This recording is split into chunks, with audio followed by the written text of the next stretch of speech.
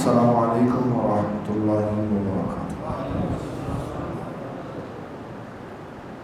اللہ تعالیٰ نے قرآن مجید میں حکم ارشاد فرمایا ہے کہ نیکی اور پرہیزگاری کے کاموں میں ایک دوسرے سے تعاون کرو۔ امام بخاری نے بخاری شریف میں لکھا ہے،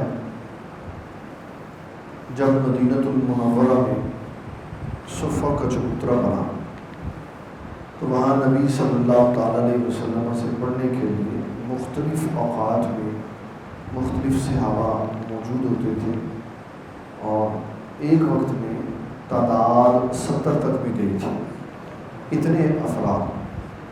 اب وہ جو دور دراز سے آئے ہوتے، نبی صلی اللہ تعالیٰ علیہ وسلم جو مخیر حضرات ہوتے ان کو کہہ دیتے اتنے بندوں کو آپ نے کھانا کھلانا ہے، اتنے کو آپ نے کھلانا ہے، اور سب سے زیادہ بندوں کو حضور پاک کھانا کھلاتے تھے۔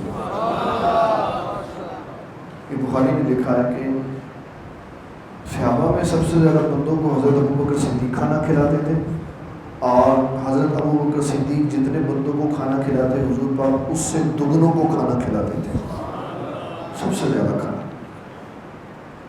بڑا خوبصورت ایک واقعہ لکھا ہوا ہے، امام بخاری رحمۃ اللہ علیہ فرماتے ہیں کہ دوپہر کا کھانا نماز ظہر کے بعد حضرت ابوبکر صدیق بندوں کو لے کے آئے، حضور پاک نے فرمایا ان کو کھانا کھلانا ہے۔ گھر میں کھانا تیار نہیں تھا، تھوڑا ٹائم لگا۔ جب کھانا سامنے آیا تو حضرت بلال کہنے لگے کہ حضور پاک آپ کو یاد فرما۔ آپ نے ان کو فرمایا آپ کھانا کھائیں، یہ کہہ کے آپ چلے۔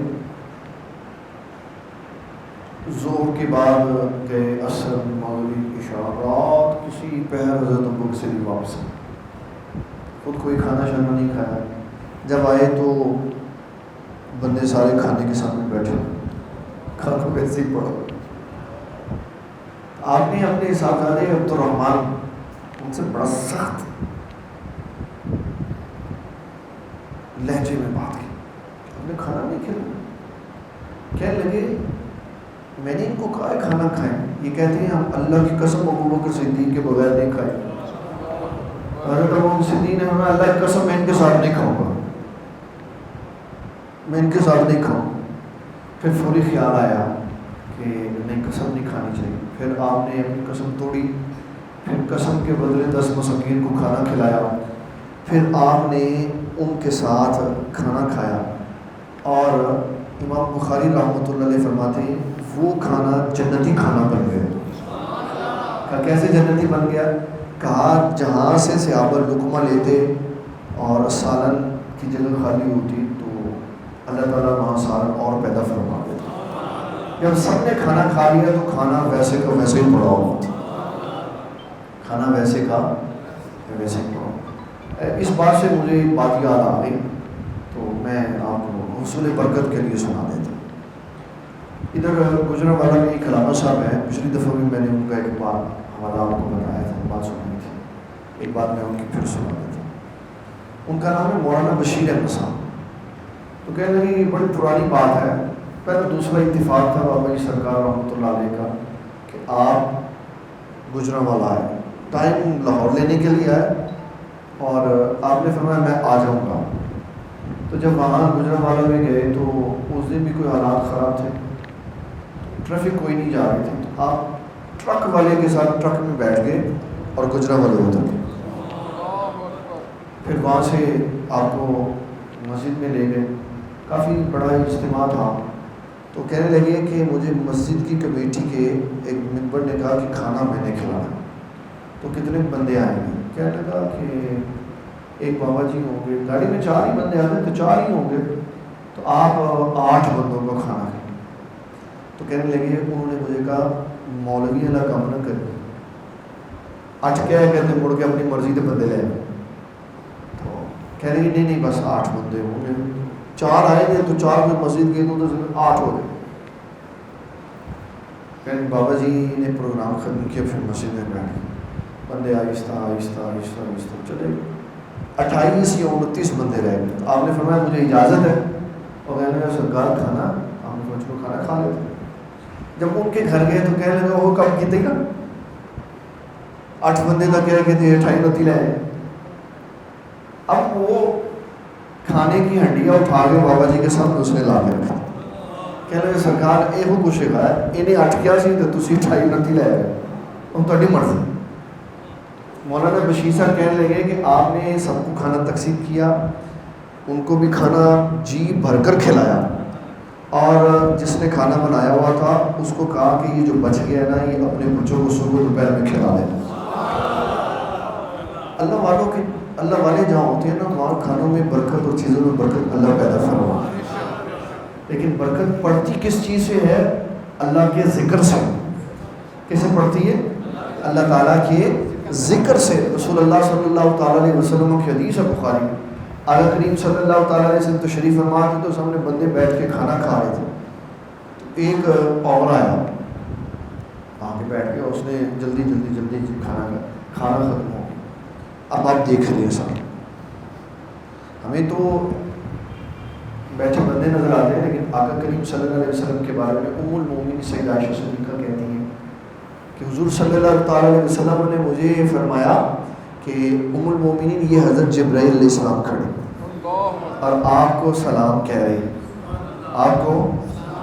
تو ام المومنین سیدہ عائشہ صدیقہ رضی اللہ تعالیٰ نے کہا حضور میں اللہ کی قسم کھا کے کہتی ہوں آپ جو سنتے ہیں اور آپ جو دیکھتے ہیں نہ ہم سن سکتے ہیں نہ دیکھ سکتے ہیں. آپ دیکھ رہے تھے, اب وہ کھانا ختم ہو گیا تو آقا کریم صلی اللہ تعالیٰ علیہ وسلم نے فرمایا اگر یہ تیسرا آنے والا بسم اللہ شریف پڑھ لیتا تو اللہ کھانے میں برکت پیدا فرما دیتا. اصل میں جو برکت ہوتی ہے وہ اللہ کے ذکر سے ہوتی ہے. اللہ والوں نے اللہ کا ذکر کر کے اپنے وجود ذکر سے چپکا لیے ہوتے ہیں, اپنے دل ذکر سے چپکا لیے ہوتے ہیں, تو جہاں وہ بیٹھتے ہیں اللہ برکت پیدا فرما. تو شروع سے یہ اسلام کا طریقہ کار چلا آ رہا ہے کہ آپس میں مل کر تعاون کے ساتھ کام چلایا جاتا ہے. کبھی حالات ٹھیک ہو جاتے ہیں, کبھی حالات تندرستی والے آ جاتے ہیں, کبھی پابندیاں لگ جاتی ہیں, کبھی پابندی ختم ہو جاتی ہے. تو جب حالات خراب ہوں تو ارد گرد میں اپنے دوستوں کا, ساتھیوں کا خیال رکھنا چاہیے.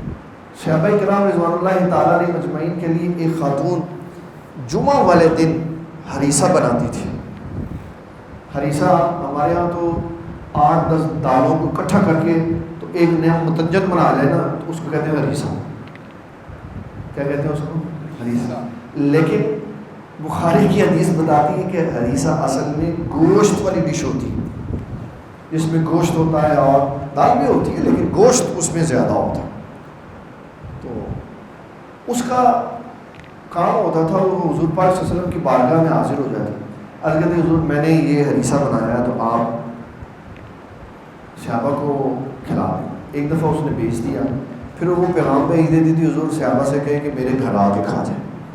تو محدثین نے لکھا ہے اس کی وجہ یہ تھی کہ پہلے اس نے یہ بتایا کہ میں یہ تحفہ پیش کرنا چاہتا ہوں, پھر اس کو یہ خیال آیا کہ یہ ادھر کھا لیں گے تو ثواب تو مجھے مل جائے گا, لیکن اگر میرے گھر آ کے کھائیں گے تو میرا گھر برکت والا ہو جائے, میرا گھر برکت والا ہو گیا. کیوں؟ یہ حضور صلی اللہ تعالیٰ علیہ وسلم کے صحابہ ہیں, نیک لوگ ہیں, اور جہاں نیک لوگ چلے جاتے ہیں وہاں اللہ برکت پیدا فرماتا ہے. تو یہ یاد رکھیں, یہ بخاری ہے. اللہ کا نامی اس میں گرامی بھی برکت والا ہے, اللہ کا ذکر بھی برکت والا ہے. جب یہ ذکر کوئی اپنی عادت بنا لیتا تو وہ شخصیات بھی برکت والی ہو جاتی, اور جب وہ نیک کام کرتے ہیں تو وہ کام بھی برکت والے ہو جاتے ہیں. ان نیک کاموں کے وسیلے سے بھی اللہ تعالیٰ دعاؤں کو قبول فرما لیتے. بخاری بھری پڑی ہے, بخاری بھری پڑی ہے ان چیزوں سے کہ اللہ تبارک و تعالیٰ کا نامی اس میں گرامی برکت والا ہے. برکت اللہ کی طرف سے آتی ہے, نیک بندوں کے وجود کے ساتھ آتی ہے, نیک بندوں کے ذکر کے ساتھ آتی ہے. نیک بندے جہاں سے گزر جائیں وہاں برکت آ جاتی ہے, اور نیک جو کام نیک کی جاتے ہیں وہ نیک کام بھی برکت کا سبب بن جاتے ہیں. نیک کاموں کے وسیلے سے اللہ دعا قبول بھی فرما لیتا ہے. امام بخاری نے ایک حدیث لکھی ہے, اس کا نام ہے حدیث غار. حدیث غار، یہ امام بخاری رحمۃ اللہ علیہ کی مہربانی ہے کہ انہوں نے ساری حدیثیں بڑی خوبصورت پیاری پیاری محبت والی لکھی ہیں کہ جب انسان اس کو پڑھتا ہے نا تو اس کا دل حضور پاک کی محبت سے سمجھ جاتا. تو امام بخاری رحمۃ اللہ علیہ فرماتے 3 بندے غار میں پھنس گئے. ان میں سے ایک نے مشورہ دیا کہ یار چلو آج ایسا کرتے ہیں آپس میں مشاورت کے بعد کہ ہم اللہ کے حضور اپنے نیک کاموں کا وسیلہ پیش کرتے ہیں، نیک کاموں کا وسیلہ پیش کرتے ہیں. ایک کہنے لگا یا اللہ تجھے پتہ ہے میں بکریاں چراتا تھا تو میں ایک دن لیٹ آیا، میں بکریوں کو دودھ لے کے جب اپنی والدہ محترمہ کے قریب آیا تو سو گئی ہوئی تھی، اور میں یہ اصول اور ضابطہ بنا کے گیا ہوا تھا کہ پہلے اپنی امی کو دودھ پلاؤں، پہلے اپنی امی جی کو دودھ پلاؤں. بچے دودھ کا مطالبہ کرتے رہے، روتے رہے، میں نے نہیں دیا کسی کو، میں نے کہا نہیں پہلے میری ماں پیے گی پھر کوئی اور پیے گا. میں ساری رات کھڑا ہوں. امام بخاری رحمۃ اللہ علیہ فرماتے ہیں اس نے کہا کہ یا اللہ یہ میں نے کام صرف تیرے لیے کیا، یہ کام کس کے لیے کیا؟ کوئی نہیں دیکھ رہا ہوگا، ماں ہی تھی اور کون تھا؟ کہا کوئی نہیں دیکھ رہا. اور یاد رکھیں ماؤں کی خدمت بڑے درجات بلند کرتی ہے. حضرت بایزید بستامی رحمۃ اللہ علیہ فرماتے ہیں میں 30 سال مجاہدہ کرتا رہا تو جو باہر سے مجھے چیزیں ملی وہ مجھے بعد میں پتہ لگا میرے گھر میں موجود تھی. کہتے ہیں وہ 30 سال کے مجاہدے ایک طرف اور امی جان کی خدمت کے اللہ تعالیٰ نے جو ثمرات عطا فرمائے وہ سب سے زیادہ تھے. دودھ نہیں پلایا بچوں کو، امی جان کے لیے لے کے کھڑا. جب صبح ہوئی تو انہوں نے دودھ پی لیا تو کہا یا اللہ یہ نیکی کا کام میں نے تیرے لیے کیا، اگر تجھے یہ میری نیکی قبول ہے تو اس پتھر کو ہٹا دے. تو امام بخاری رحمۃ اللہ علیہ فرماتے ہیں پتھر ہٹ گیا خود بخود. نیک دعاؤں کے وسیلے سے، دعاؤں کے نیک کاموں کے وسیلے سے اللہ تعالیٰ مشکلات ٹال دیتا. تو یہ جو ہمارے اوپر مشکل آئی ہوئی ہے ہمیں اس میں بھی نیک کاموں کا وسیلہ ڈالنا چاہیے. اللہ کچھ زندگی میں نیک کام کیا ہے تو تیری مہربانی اس چنگے کام کی وجہ سے اس کرونا سے نجات عطا فرمائے. اللہ تعالیٰ ہمیں دین اسلام کا فہم عطا فرمائے. وما علینا